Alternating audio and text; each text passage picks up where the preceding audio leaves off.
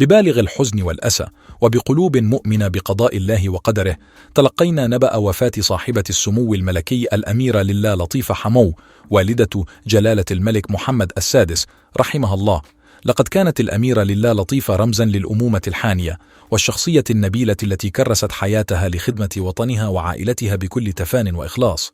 إننا في هذا المصاب الجلل نتقدم بأحر التعازي وأصدق المواساة إلى جلالة الملك محمد السادس، وإلى الأسرة الملكية الشريفة، وإلى كل الشعب المغربي، سائلين المولى عز وجل أن يتغمد الفقيدة بواسع رحمته ويسكنها فسيح جناته، وأن يلهم ذويها الصبر والسلوان.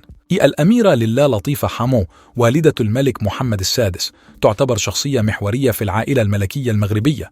ولدت في منطقة الأطلس الصغير ونشأت في بيئة تقليدية، مما أضفى عليها سمات الأصالة والبساطة التي ما زالت تميزها حتى اليوم. تزوجت من الملك الراحل الحسن الثاني في عام 1961، وأنجبت منه عدة أبناء، بما في ذلك ولي العهد آنذاك الملك محمد السادس، والأمراء والأميرات الآخرين.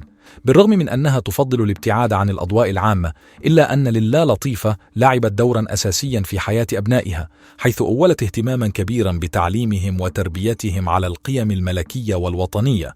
كانت دائما داعمة لزوجها الملك الحسن الثاني في مهامه الملكية، وساعدت في الحفاظ على توازن الأسرة الملكية. تعلم الملك محمد السادس من والدته مبادئ الاحترام، التواضع، والتفاني في خدمة الوطن.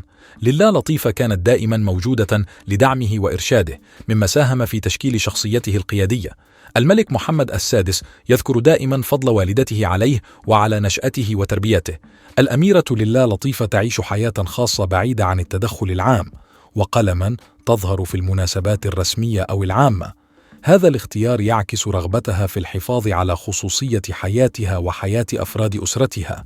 إرث لله لطيفة لا يقتصر فقط على كونها والدة الملك، بل يمتد ليشمل تأثيرها الكبير على التربية الملكية والتقاليد والقيم التي تنقلها لأبنائها وأحفادها.